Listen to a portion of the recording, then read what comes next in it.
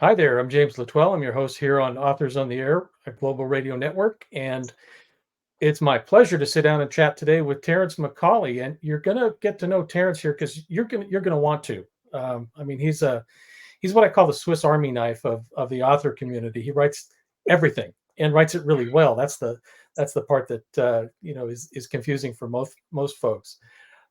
Terrence is an award-winning best-selling author of thrillers, crime fiction, and westerns. His latest novella that we'll be talking about today is Chicago 63. It's available everywhere from Silverback Publishing, and his website is terrencemccauley.com. So welcome, Terrence. It's good to see you. It's great seeing you, pal, as always. Yeah. Hey, congratulations on this new book. I mean, it's Chicago 63, really cool cover, but the story itself was it kind of blew my socks off. I didn't Thank you. know a lot of the background here, but it was actually inspired by real events that you uncovered. And why don't we start with that and kind of tell us, in this era of 63 post Bay of Pigs invasion, and you know, how did this story come together, and what can folks expect to see in Chicago 63? Sure. Well, the big thing for me with this story was that it all happened actually as I wrote it. I mean, it is a novella, so it's not a nonfiction piece. So I took events of an investigation that did actually happen in early November, late October of 1963 about an actual visit that President Kennedy was going to make to Chicago. He was running for reelection and he was going to attend the Army Navy game, Army Air Force game, excuse me, in Soldier Field. So he was going to land at O'Hare, drive through the city, take a slow 90-degree turn off the highway onto a local road, past warehouses, and go on his way to the football game.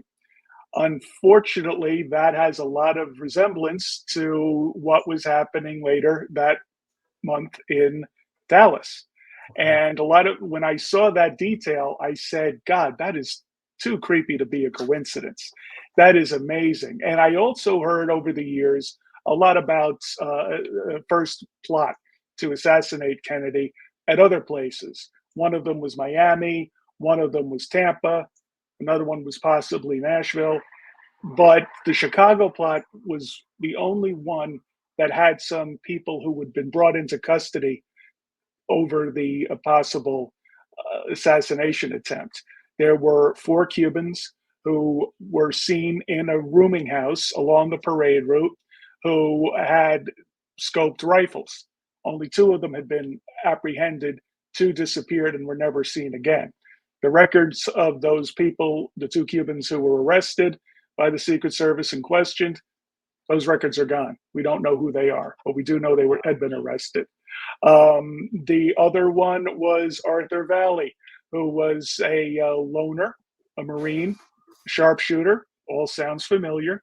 A little bit of an oddball who didn't fit in anywhere, did a lot of odd jobs, and was also involved in the Cuban anti-Castro camps that were spread all throughout the United States and Central America. Valley was definitely linked to one that was in Long Island, New York. And so it was after he left Long Island, returned to his native Chicago, where I believe he was involved in the plot because the day Kennedy was supposed to be in Chicago, he was pulled over by two very interesting Chicago detectives who had been following him. And they found a trunk full of ammunition in his car, but no rifle.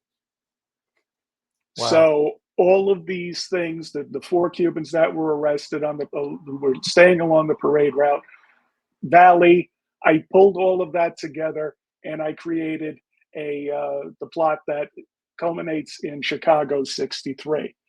There, the one thing about the whole investigation that got me was that today we have this idea of the hyper prepared federal government. They have plans and plans on top of plans. They have an army of people they could throw at any problem. That's not exactly true today, and it certainly wasn't true back in 1963. The one thing that fascinated me was that the Secret Service office in Chicago was only about 8 people. Wow. And they relied on other agencies to help them investigate threats to the president and also protect him while he was anywhere in the United States. One of those groups was the Chicago Police Department, the other one was the FBI. So the real life investigation only involved 3 or 4 people. But in my book, I make Abraham Bolden the protagonist. And Abraham Bolden is a hero in this story for a different reason in real life. In the Yeah, and book, let's really talk about, because one of the things I've always appreciated about your books are your characters, the way you really bring them to life. I mean, they're not just set pieces. I mean, you can kind of get into their lives. And Abraham Goldman or Golden and Homer Echevarria, the two kind of counterpoint characters in the book, really stand out. And after I read the author notes, there's a real story behind your main protagonist, Abraham Golden. So talk about that if you would. sure, yeah. In reality, in the book I call him Golden because he is different from the real life person of Abraham Bolden.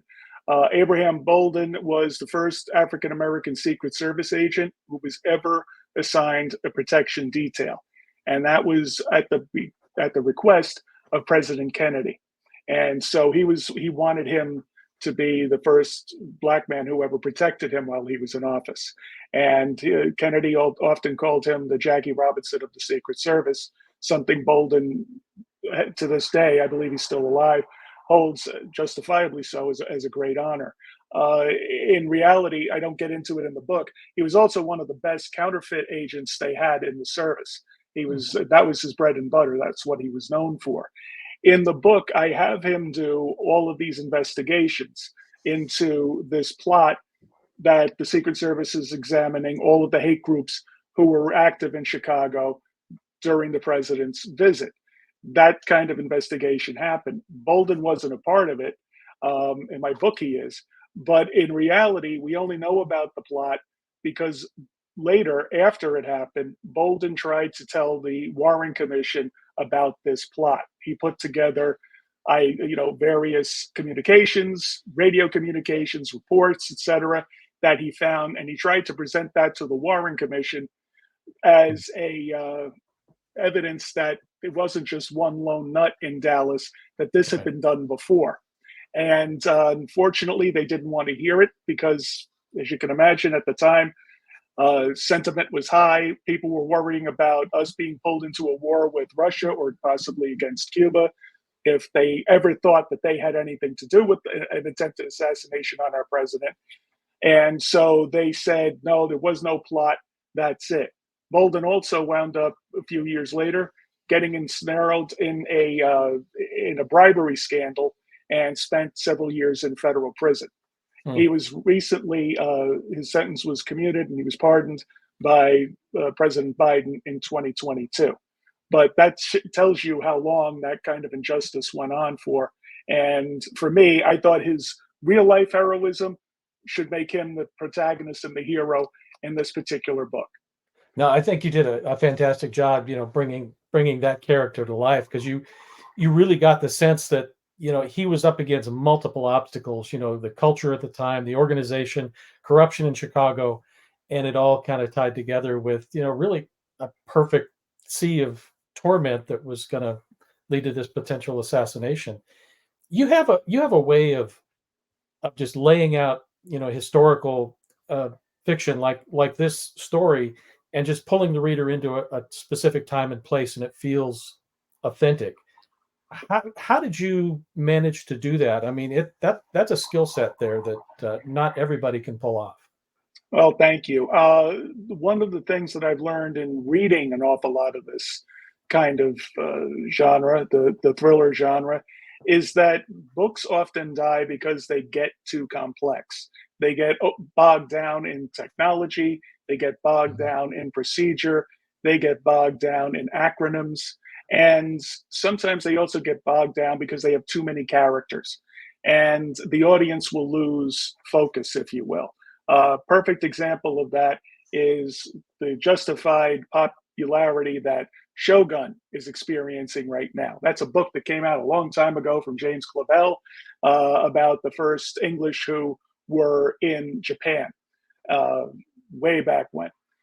They have re-released Shogun, but as two books Mhm. because they figured that Shogun itself would be too big for modern audiences to want to read through. So maybe the literature hasn't changed. I mean, I hope they haven't changed the book at all, but they had to break it up because it was so big that people they didn't think modern audiences would read it. And I think, for better or for worse, audience appetites change from Yeah. generation to generation. So for something like this, and in all of my historical work, I try to thread in the historical aspects of it as part of the scenery and as part of the setting, not as a what I would call a jump cut or a deposit of information, an info dump, if you will, Right. like we saw in books like The Da Vinci Code. Great book, mega bestseller. I mean, and I get it, but you could see as you were reading through that there were these huge exposition dumps of information about art Yep. and technique and everything that were plopped right down in the middle of dialogue. And for me, it just was an awful lot for me to get through, and I could see what it was. So I don't want to ever be able to lose the audience based on a decision like that. I want to be able to Yeah. thread it all in, so you get history, you get character aspects. The plot absolutely has to move along, but not get in the way of the overall momentum of the story. That's what I try to Yeah. do when I write history. Yeah. And I think, like I said, I think you pulled it off really masterfully in Chicago '63. Well, thank you, pal. Uh, yeah, my pleasure. Now, there's and congratulations on a new book, a book deal that's related to this that kind of continues that vein of story. Can you talk a little bit about that and what we might Sure, see in coming up? Yeah. I am so glad to be able to say that I am going to be working with your publisher, Level Best Books. You were the one who actually gave me the idea to give them a chance and submit to them. You and Pam Stack both spoke very highly of them. And Pam is, as we know, wonderful. She knows everything about Yeah. this business. And so I submitted the original story that this came from, Dallas 63, to them. Dallas 63 is a trilogy I plan to tell about the Kennedy assassination, but only from a Dallas detective's point of view. So it's Mhm. very much going to be a crime novel. And like I was just saying earlier, some of those thrillers that we all love are sprawling epics. If you take, for example, James Elroy's American Tabloid trilogy, they get involved in the Cubans going to Cuba, going to different places, Jimmy Hoffa, um, other members of the mob, the federal government. And I think all of them may have played a role in this. But for today's audiences, I don't know if they're going to go along with a lot of that kind of information, if they're going to be willing to follow a story that has that many tendrils to it. So for Yeah. me, I wanted to tell it in what I know best, telling a crime story, telling it in a way that you have interesting characters that are involved in historically accurate events and putting my own spin on it so it's much easier to understand. So, Level Best Books like that idea. They liked my approach. They liked the different characters I'm going to have in it. And they particularly liked this book because this spawns right out of Dallas 63. I had written this as part of that book, but then I said, I love this character so much, Abraham Golden, but he disappears after a third of the book because Oh, obviously the plot runs its yeah. course. And I said, I've written so much great about him. I love the character. I don't want him to just disappear, but if I keep him around, it's going to seem like I'm giving him stuff to do. And he deserves better than that. So that's why I pulled him out. And in working with my buddies over at Silverback Publishing, we decided to create a novel dedicated just to him. And we're very Yeah. pleased with the results. Oh, yeah, and you should be. I think it's really, really well done. And yeah, I'm looking forward to Dallas '63. And I don't know if you had a chance to when we were at BoucherCon in Dallas to kind of go through the museum there and see that 90-degree corner. And it was surprisingly how close things really were. And then the grassy knoll right next door. Um, do you have any favorite conspiracy theory that you think really happened there at that location. Right. I think the whole thing of people thinking that it was a bunch of people in a smoke-filled room, uh, rubbing their hands and plotting and coming up with a grand idea of things. I don't think that was necessarily the case. Based on a lot of the research I've done on the case, I think it was 4 or 5 committed individuals who had the motive, means, and opportunity to do it. I don't think it was a full government approach. I think the cover up into the assassination and what happened was because they didn't want it to look like it was a broader conspiracy, because they were afraid people would demand we go to war with whoever they thought Right. was responsible for it at the time. So it was cleaner just to make it Oswald, that's it, lone nut, close it and get Right. it off the books. And even people on the Warren Commission themselves said people will forget about it in a year. They'll never read Mm. the report. But the problem is people have done research into it, unlike a lot of other conspiracy theories, more questions just keep popping up about the tertiary people who were involved. The people who were in Oswald's life, for example, all related to intelligence at some point. It's tough to just shrug that off and say, oh, they didn't need to be there. These were people that didn't interact normally, but they were some very important people who interacted with Oswald. And they wouldn't necessarily have to if the guy didn't serve a purpose. Right. And he wasn't just a charity case; he served a purpose. And I think it was, I think it was anti-segregationists. I think it was the extreme right who wanted revolution in the country who set him up for the fall because he made a convenient fall guy. Yeah. No, I think you make some good points there. Now, Hmm. you've written historical thrillers. You wrote the espionage series with the university series, your westerns, and now this kind of true crime linked thriller. And you switch back and forth really effectively. How do you make that switch either in your head or on the page when you're I mean widely different kind of field field you're playing on? How do you do that? Right. Well, I love a challenge and I never want to get stale. I never want to mail in a book and I never have. I love changing up the genre. I love changing up the setting and the time period because it keeps me fresh.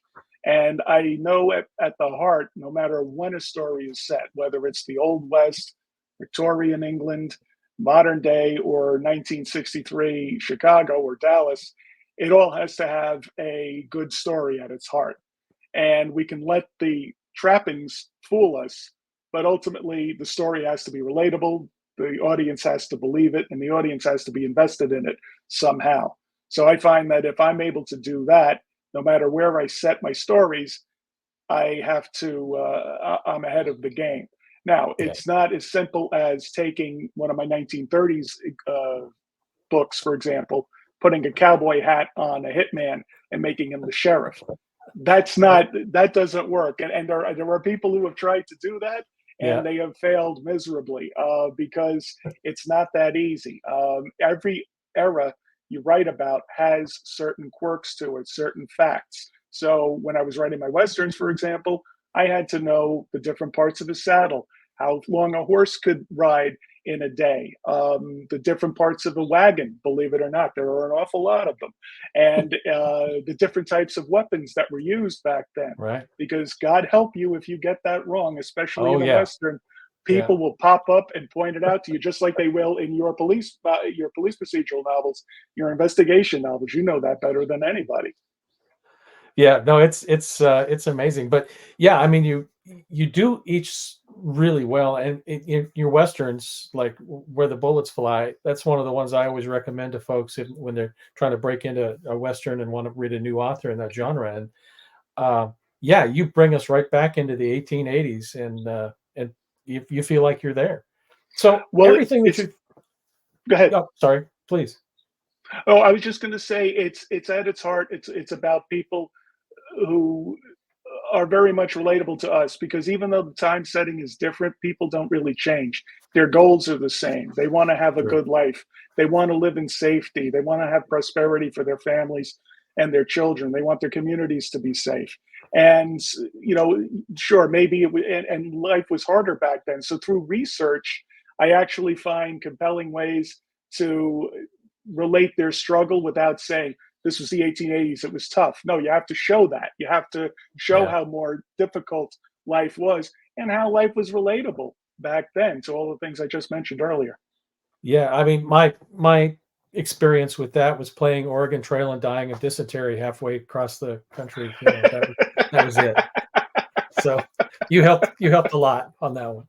Um, yeah. So as we finish up here, I'm doing something I call three quick hits, and you take your main character. Let's use Abraham Golden, and I'll ask you three quick questions about him, and it's just kind of an off the cuff kind of thing.